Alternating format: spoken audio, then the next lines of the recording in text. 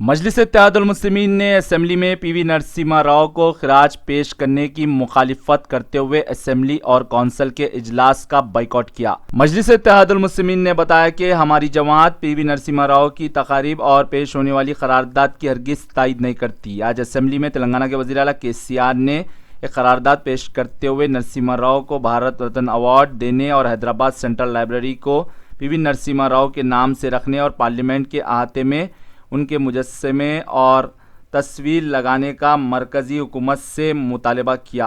Assembly में वज़रा और दूसरे अरकान ने इसकी तायद की और मंजूरी के बाद इजलास कल तक के लिए कर दिया मुलतवी। ब्यूरो रिपोर्ट, भारत की तरक्की।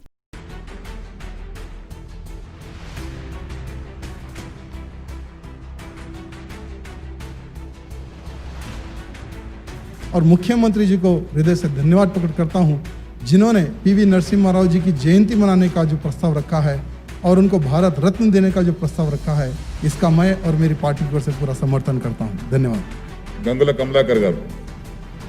मजलिस-ए-इत्तेहादुल मुस्लिमीन की तरफ से आपसे ये कहना चाहूँगा साहब कि नरसिम्हा राव साहब के मौत के इस खिराज अकीदत पे मजलिस-ए-इत्तेहादुल मुस्लिमीन शामिल नहीं होगी, ना ही खामोशी अख्तियार करेगी। हम ऐवान से बाहर जाएंगे और दूसरे खराज में वापस आएंगे।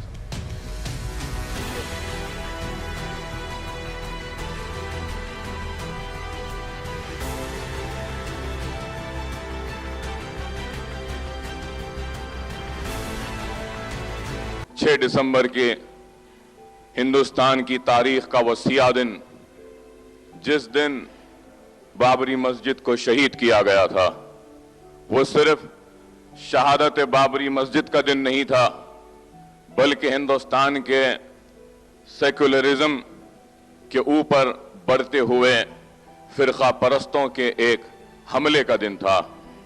और जब एक इंसान अपनी पहचान छोड़कर जाता है तो नरसिम्हा राव साहब ने तो हिंदुस्तान के 25 करोड़ मुसलमानों के सामने कुछ नहीं छोड़ा, सिर्फ हमारे सीनों पे एक गहरा जख्म छोड़ा और हिंदुस्तान में फिरका परस्ती की एक नई बीज को बोया। और वो बीज आज एक दरख्त की शक्ल इख्तियार करती हुई आज हिंदुस्तान को खतरा बन गई। मैं साफ और वाज़ेह तौर पे कहूंगा कि मजलिस-ए-इत्तेहादुल मुस्लिमीन नरसिम्हा राव साहब की मौत पे ना गम का इजहार करेगी, ना खुशी का इजहार करेगी, क्योंकि हमारे सीनों में आज भी बाबरी मस्जिद के जख्म ताज़ा है और वो जख्म उसी वक्त भर सकता है जब के बाबरी मस्जिद की दोबारा तामीर हो। कांग्रेसियों को आज चाहिए कि वो नरसिम्हा राव से अगर वाकई में खराज अकीदत पेश करना चाहते हैं तो उनके किए गए वादे को पूरा करें, बाबरी मस्जिद की तामीर को दोबारा जो उन्होंने वादा किया था कीजिए, सही मानों में उनके खिराज होगा।